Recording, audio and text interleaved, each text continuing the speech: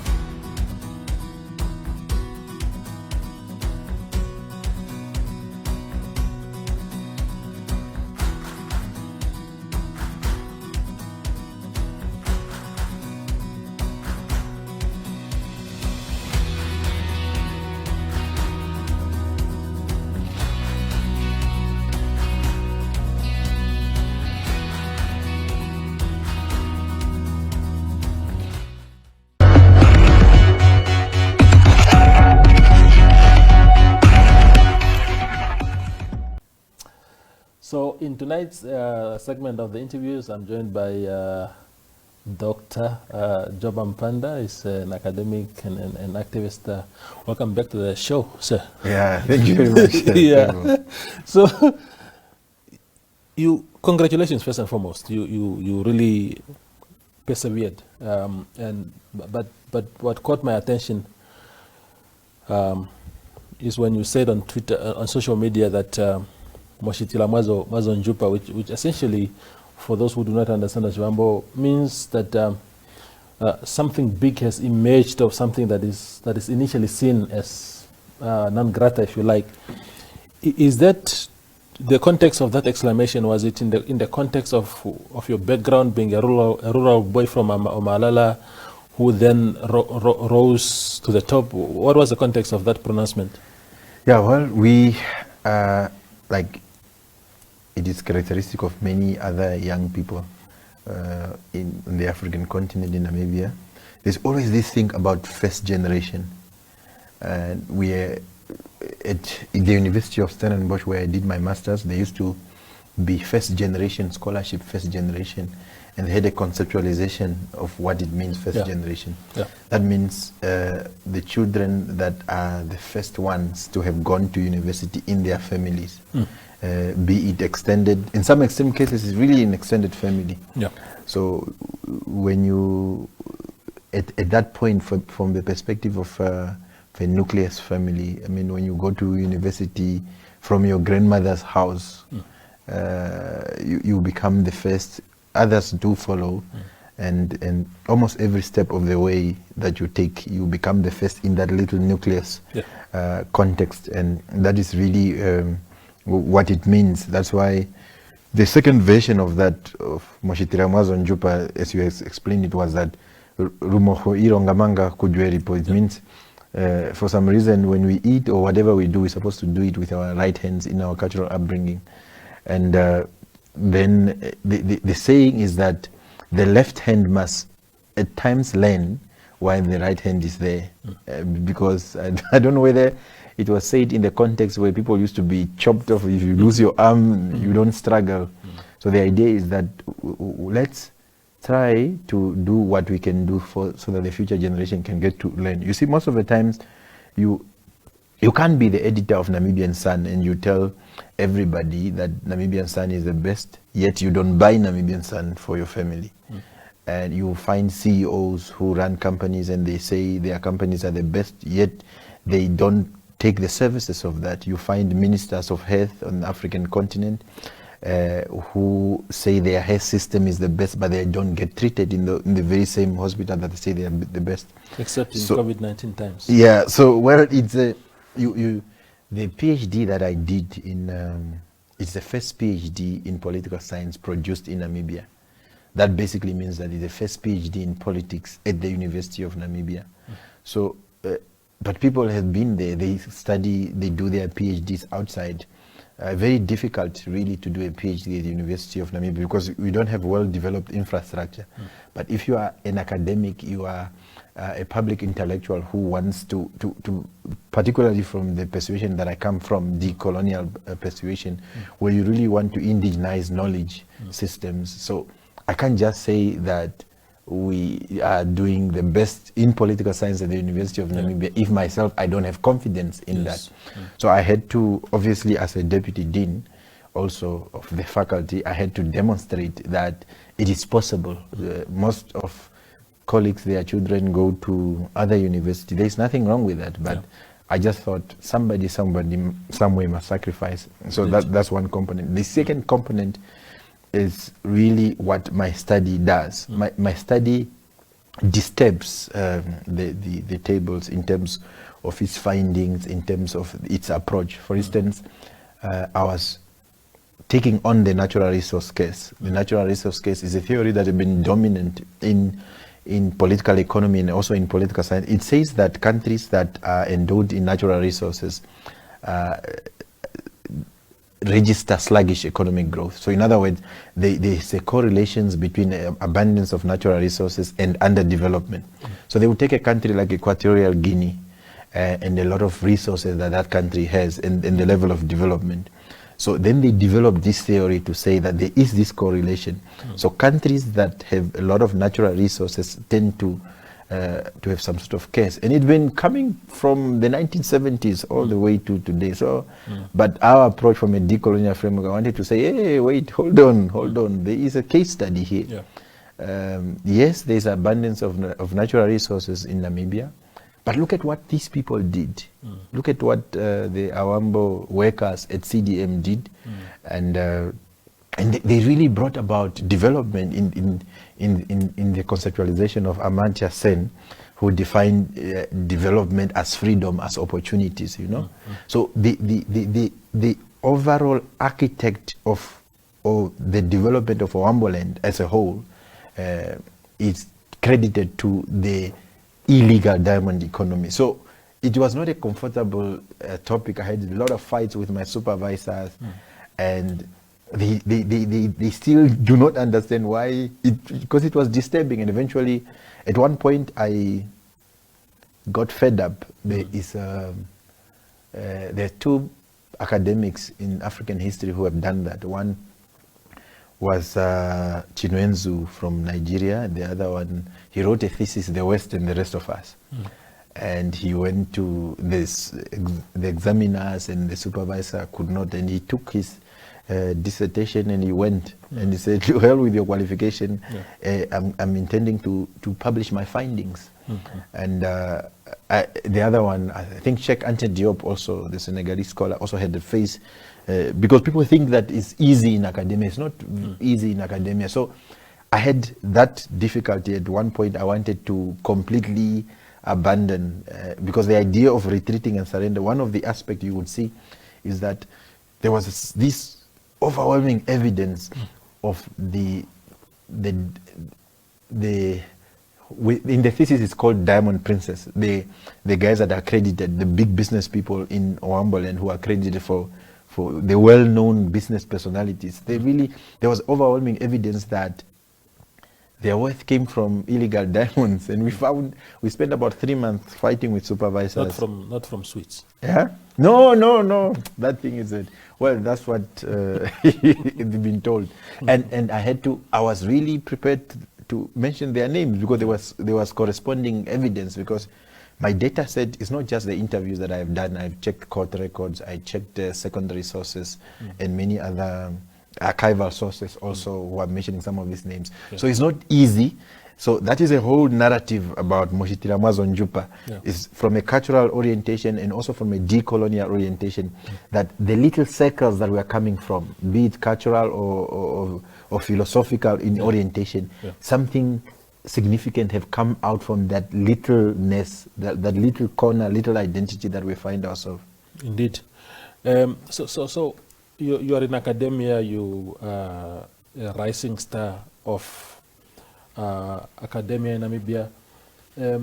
What opportunities does this bring, both at a personal level and in a broader sense, to say, for example, that in terms of both enlightenment of the mind and, of course, in terms of opportunities. Yeah. Well, in fact, I need to contextualize the space that I find, the space that I operate and I locate within academia. There is a greatest thinker called Antonio Gramsci. And Gramsci he was describing the character and the nature of intellectuals, and then he came to two types of intellectuals. Yeah.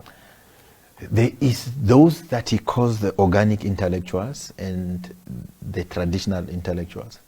The traditional intellectuals are the neat ones. They go to campus, wear ties and relax, and they get called to comment, and they don't get involved in the messy things. They carefully watch what they say. So they must project themselves as academics. They for example, they will not speak in slang. They will not indulge in traditional liquor. So they need to they need to be projecting themselves as people who read newspapers and go to the restaurants and eat the finest of food, travels, and all those things. So their role is just to they limit themselves within the neat and clean spaces. And then Gramsci was saying, but who's going to speak for the masses?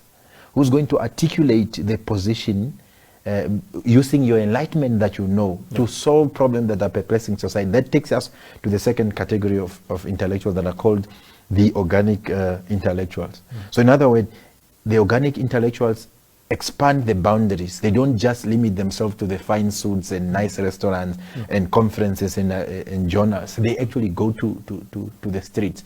They practice. So if, for instance, you are teaching African indigenous knowledge systems, you must be seen practicing. So in other words, if you are teaching democratic consolidation, if you are teaching about citizens' participation as a political scientist, but you have no experience of how it feels to organize a protest, you are then that's the fundamental difference that you find yourself. So you would see, for example, something would happen in Namibia, and I will be involved in that, what is happening. And my colleagues at the university will be called by newspapers to, what do you think? So the difference is that we make the news and the activities as organic intellectuals, and our colleagues, the traditional intellectuals, interprets. Then they give their views, what they think.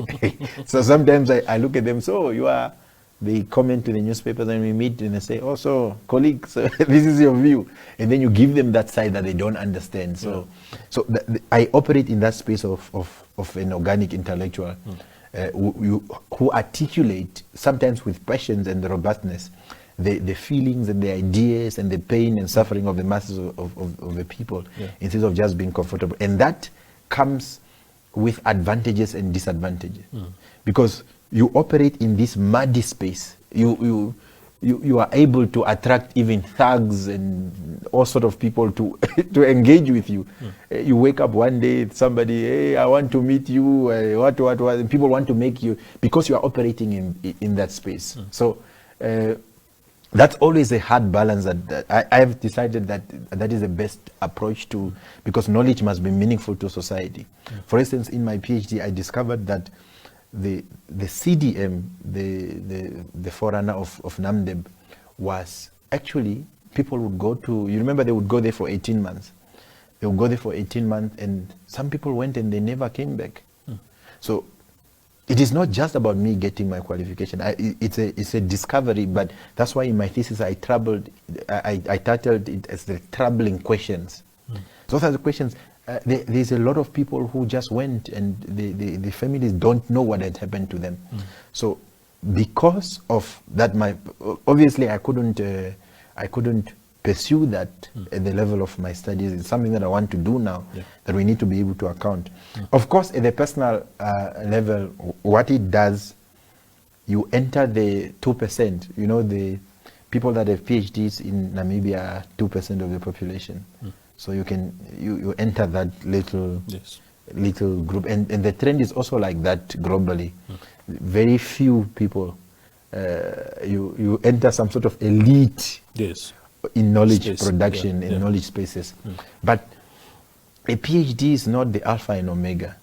You know, somebody was saying, you see, and we must be careful about that, because if I have a PhD, therefore I can say anything and that anything that I say is credible. No, no, no, no. Yeah. We shouldn't promote a culture like that. Of course, we need to celebrate it for the purposes of inspiring others. So that, because the idea is that you must keep on moving. If you can't fly, you must run. If you can't run, you must walk. If you can't walk, you must crawl. As long as you're moving. Yes. So the idea is that our people must not be stagnant. Of course, it brings opportunities at any given. I'm part of international scholarly networks, but people see us protesting and doing the politicking. They don't see there's a lot that is happening on the background. At any given time, I can leave Namibia, and I hope that doesn't happen, and go and teach wherever. I wanted to be a professor by 30. It's one of the targets that I had set for myself as far as maybe 2009 already. I couldn't be a professor by 30. That dream was delayed, I think by 2 or 3 years. So we'll see what's going to happen over the coming years or so. But it of course it maximizes opportunities.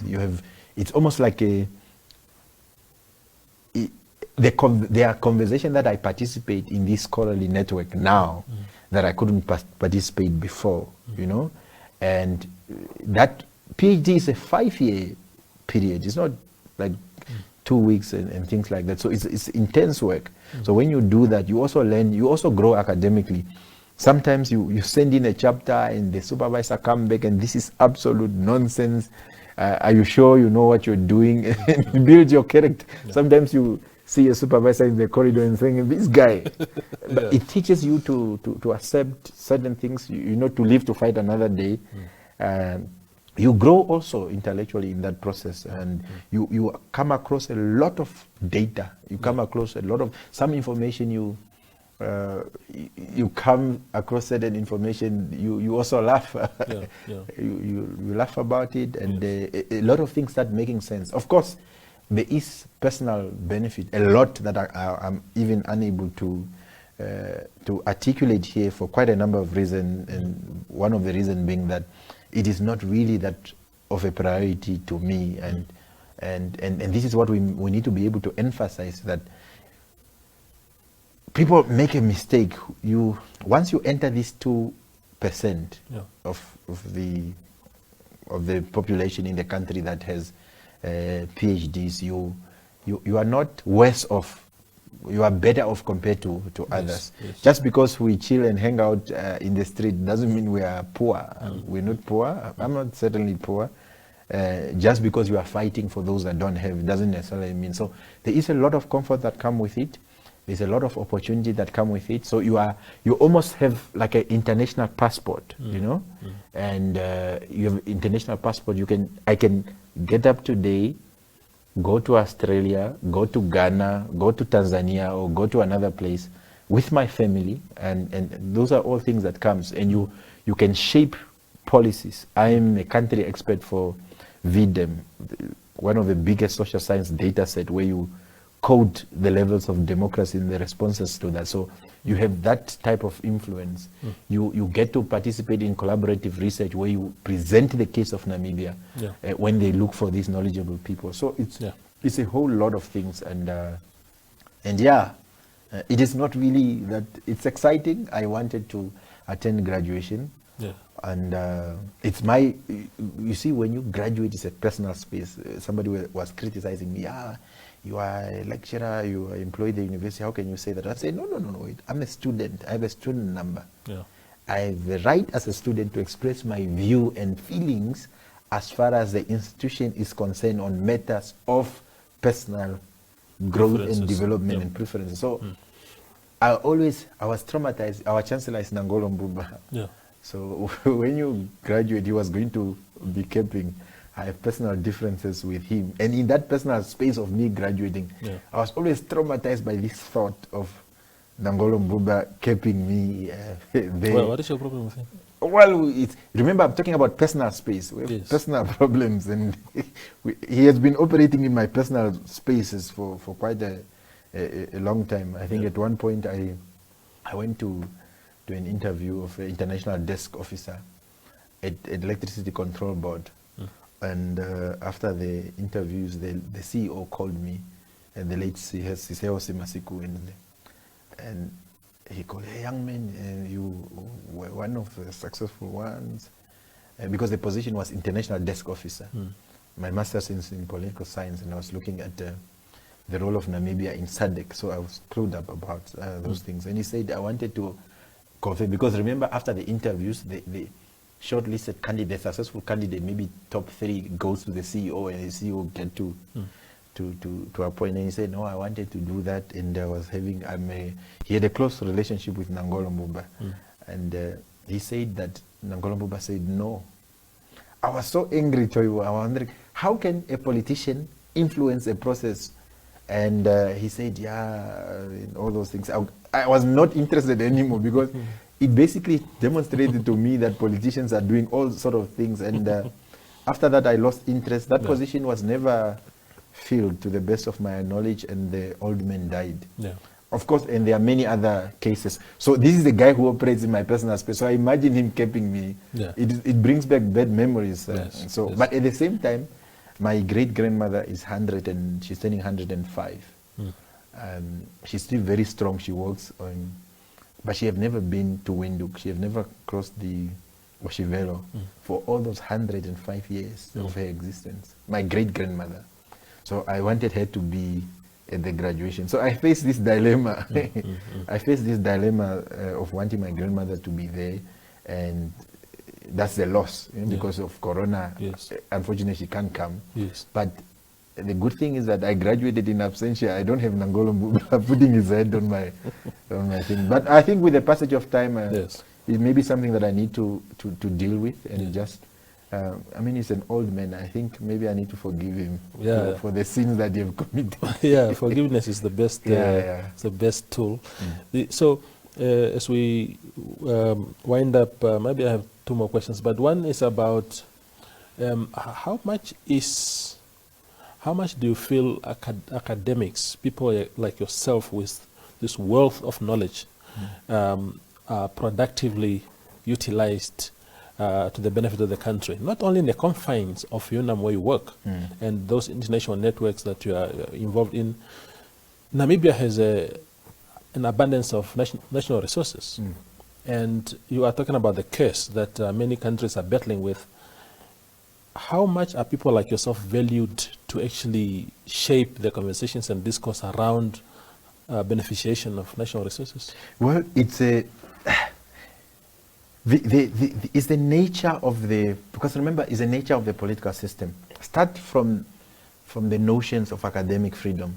It is a guaranteed right, freedom of thought, conscience, and it's a fundamental right. In other words, it's almost, for those of us that are in those spaces, we enjoy those rights. But there are people, even within the spaces of the university, who wants to redefine a fundamental right. Yeah. So the problem with our political system is that aspect of academic freedom, you must remember, if you have a bird, and the bird has a responsibility of flying, if the bird is kept in a room like this, the bird will not be able to fly. Yeah. And in flying, the bird not only mingles and fits very well with the environment, it also it affects the ecosystem. It goes and picks the food here. It does a lot of things. So my view is that academics are not given the necessary space for 2 reasons. They are not given necessary space by the political system and the political institutions of the country, at the same time by themselves and their institution. Take an example of a university such as the University of Stellenbosch. When there was these problems of fees must fall in South Africa, I think there were about 2 or 3 billionaires in South Africa. They just decided, Stellenbosch, we don't want this strike and stories. So the guys gave about billions to the university because they understood that the university must continue to be a space for knowledge production and knowledge, in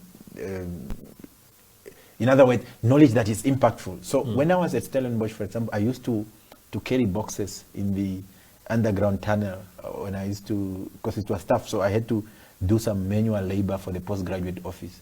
So in those fires that I used to get underground, there would be a scholarship called TB Storm. It's a scholarship of 1910. And remember, that was in 2010. That's maybe 100 years.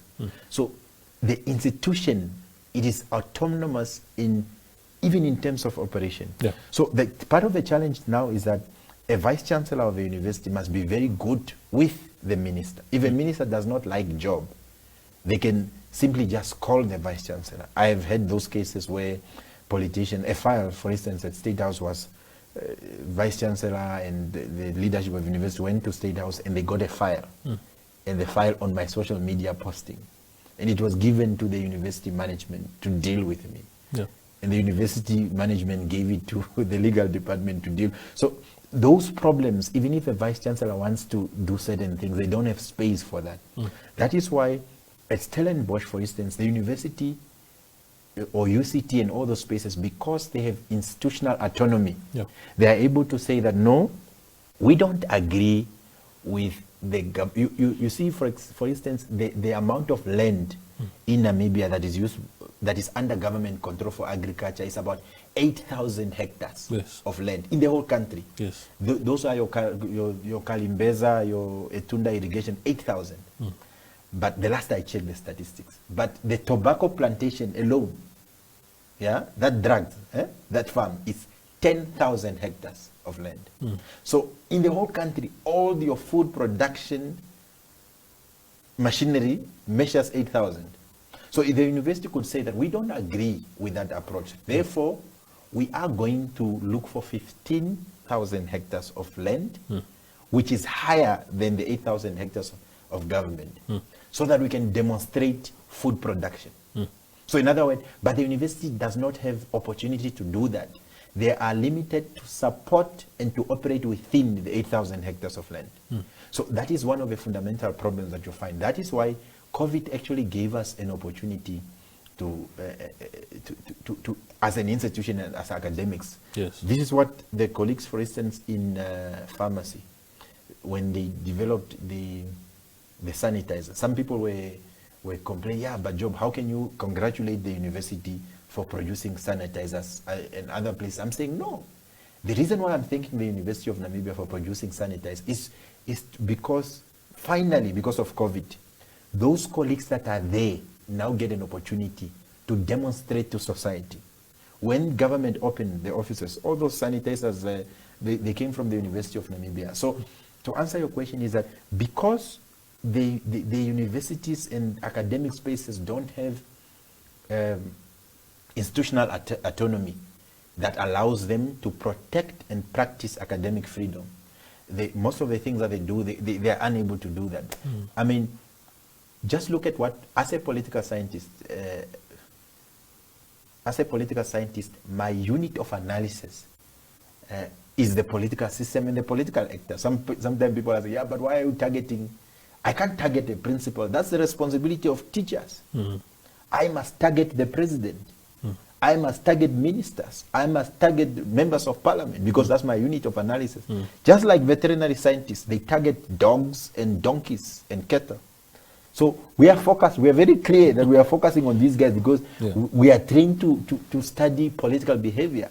It is not just because you have some personal things. No. I have no business in analyzing the guards at Namibian Sun. My business is to analyze those that are in the political system, who it makes uncomfortable, so be it. But I can, even when I do that with my freedom to do that, I do it in a most hustling way. Every day I have letters coming into the university. People saying, deal with this boy. Why are you having that guy there? Get rid of him. But so these things happen all the time. So, and if I was not strong enough to be able to defend my space, how about colleagues that are in education? You know, there are a lot of people who actually believe, and even during this time of COVID, there are colleagues in the education faculty who have ideas on how best we can, but the political space and the institution does not allow them an opportunity to be able to do that. I think if we take out the bird out of the room, allows it to fly, it's going to give us a beautiful scenery. You know, sometimes people are just stressed and you look at the bird and give you some sort of solace. Yes. But imagine if all the beds are put in this concubine, Yes. in this cubicle. Yeah. Not concubine. Yeah, in this cubicle. Yes. They will not be able to fly and give you solace for those that are stressed. Yeah. So I think that with the passage of time, you know, we are seeing it in computer science. Yeah. We have graduates and people that have developed certain mobile applications. Yeah. Yeah. With the passage of time, autocracy is, for instance, you remember Toivo in 2012 or 2011, the whole SWAPO Central Committee was discussing Facebook posts, book phase. You remember President Pohamba saying all those things. Yeah, they are discussing on book phase, but I tell you now, there is no minister who doesn't have a social media page today. Yeah. You know, yes, it's like that now, but I think academics, Yes. they will generally regain their space for the benefit of their country. The University of Namibia changed its mission statement now because it wants to be a relevant international hub for higher education, training and innovation by 2030 in the vision. But in the mission statement, the university says that they want to help in development. In other words, translational research, in terms of research that can translate and can manifest in society. So the new direction that the university is taking, I'm confident that they will have no choice. Even if the leadership tries to be autocratic, it's going to be very difficult because that very vision and mission would translate into, because how do you have translational research when academics are not getting an opportunity to do whatever they want to do in shaping society? So I'm confident that let's give it time. Sure. Let's give it a year or two. Yes. We're good to go. Indeed. Last question, Doctor, is it's a short one, and I want you to understand the context of this question. I'm not trying to box your answer here. Fine, yeah. But it's a question about, I'm curious to know in your analysis, especially when you say that at your level, your focus is on those in power. What is the one thing that government did well in dealing with this COVID-19 situation? One or two things that you think these two, at least those two, were handled well. Do you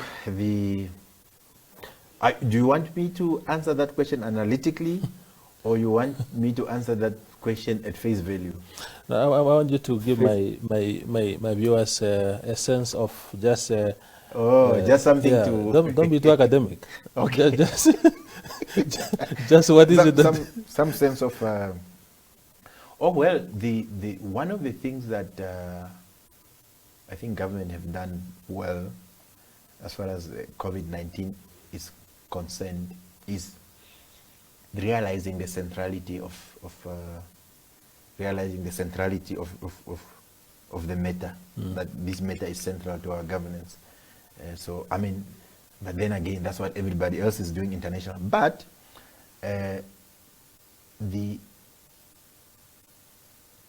the decision by government, cabinet, or the president, whoever was responsible for that, to ensure a communication strategy.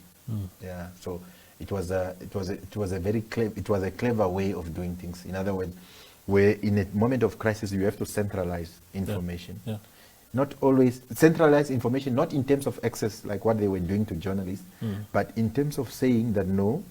Just one message, sort of. No, particularly bringing articulate people to the center. Oh, yeah.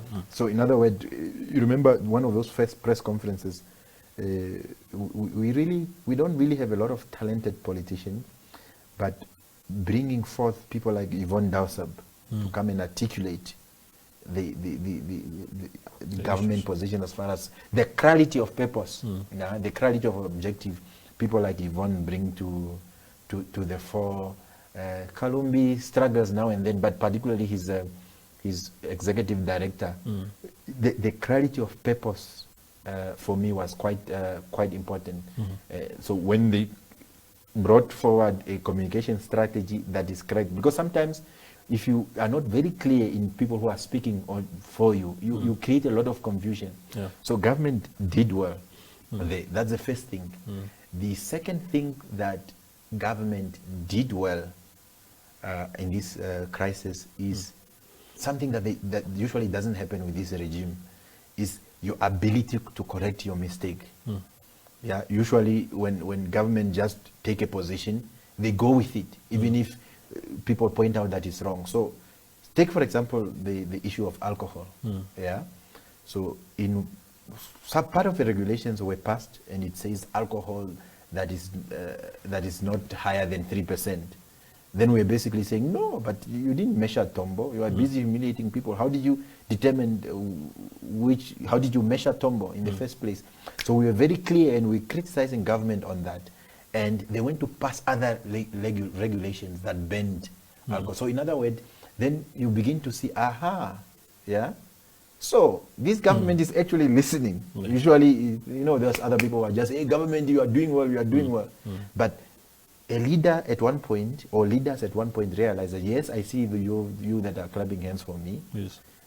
I see you, but these guys have a point. Yes. If we are banning alcohol, we must ban alcohol for everyone. Yes. It's not just for some selective.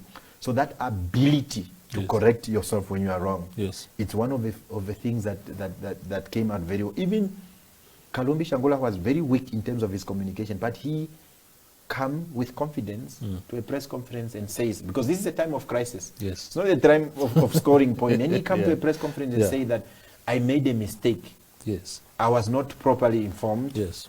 The team did not tell me that.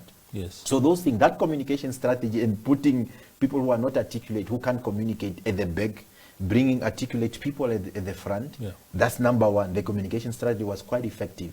Yes. And the second is that the ability to acknowledge mistakes. I'll stop you there. Yeah, the ability to self-correct. Yes. It was refreshing to finally see that, Indeed. somebody is listening to logic, to superior logic. Yes. So it was quite amazing, and it's quite very interesting. We're definitely going to have a new society. There's going to be a post. Things are never going to be the same. Yes, I'll stop you there, Doc, because of time. But I knew exactly what you were going to say, which is also which is positive also to say that of course we must do a post. It's called what, when someone dies and then you posthumous. I can't remember the word now, but. Post-mortem post-mortem analysis of how things can get better. But thank you for coming through, and once again, sincere congratulations on your doctorate. Thank you very much to you and your viewers. Sure. That was Dr. Job Ampanda speaking to us about his latest achievement of getting his PhD in political science, and also engaging us on a few other things as you heard them. I hope you enjoyed the show like I did. He's always a very colorful man, always very articulate on issues, and that is why we bring him here for the second time on the show. Good night.